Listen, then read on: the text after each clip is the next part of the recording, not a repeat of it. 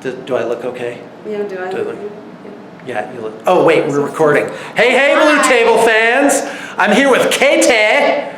Katie. Oh yeah. This is what the screen shows it like reversed. I have a hard time like wrapping my head around that. My giant head. How big is my head actually compared to Katie's? I have a tiny little head. Yeah, you do actually. Or my head is an abomination, right? Okay, so we're here with Katie. We're going to take a look at some Lizardmen. This is the big project she's working on, and then here's some comments. So let's dive right in. So you got the dread soaring, right? Yes. So and this you haven't even started in on this guy other than he's making. Now this was just a note to aspiring hobbyists out there. This was made with extruded styrofoam, so you couldn't just spray prime this. So what did you do to get this to this paintable state? It was a 50-50 blend of sealer. I just got like a generic, sealer, quote unquote. Yeah, literally at says the craft that. store. Yeah, so I was like, I guess this one, and then just like some, inexpensive black acrylic paint.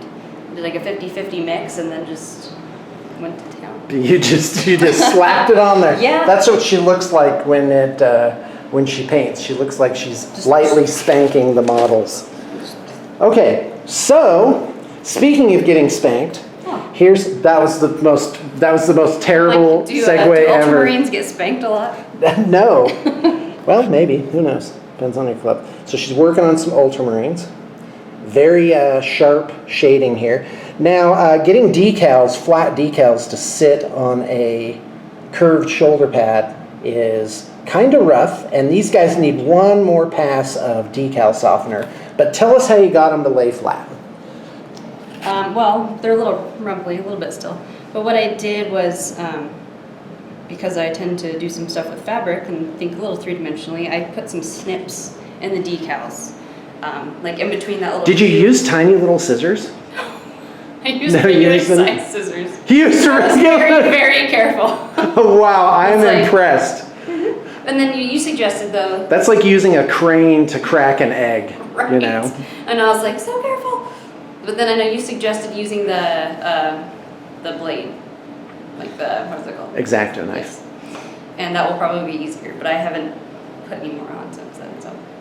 All right, fantastic. So all you got left is the Tech Marine and the whatever the heck that is. I want to say this is a stand-in for a Thunderfire cannon, which would actually be less expensive than the regular thing. So here's your Lizardmen, and these are like deep forest Lizardmen where they don't have any metal on them. Mm-mm. And I think we've seen these already actually, but you've finished most of the infantry already. Yeah. Tell us a little bit about what you did on the bases. Here, come on around. All right. So talk about the base work. So the base work, I went in usually with a chocolate brown, kind of just dry brushed over the surface. Mm-hmm. If there was some kind of that more rectangle, kind of chunky that's supposed to be like temple ruins, I would go in with the grays and make it stone-like.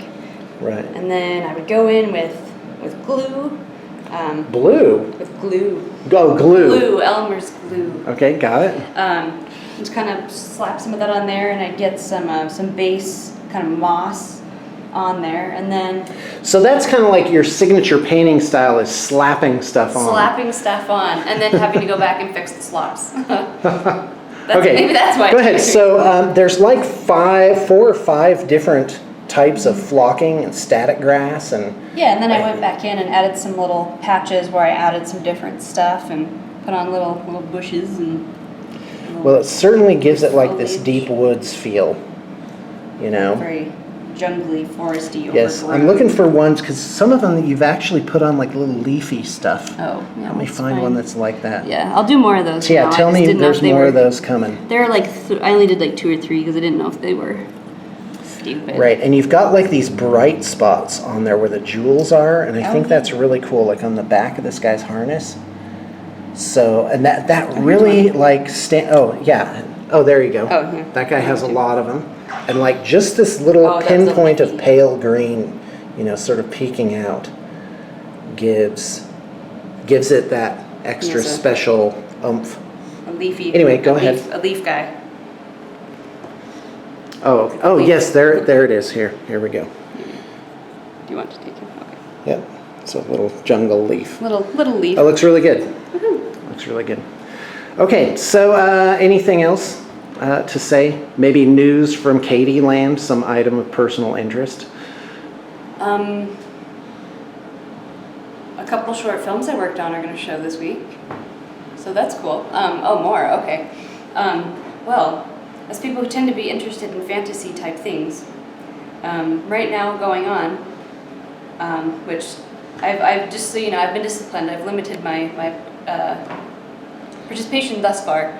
Going on right now is the FilmQuest Express or FilmQuest Film Festival, and that's all like it's an independent film festival. Is it that a goes on film questival? It should be called Film Questival. Yeah.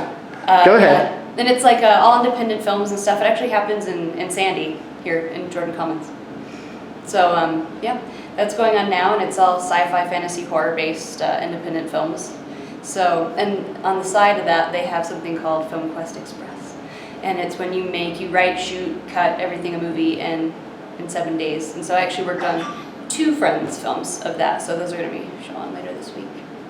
So that's really cool. Yeah. That's awesome. You got stuff going on. Well, thanks a lot, Katie. And thank you, Blue Table fans, for tuning in. And there's much, much more to come.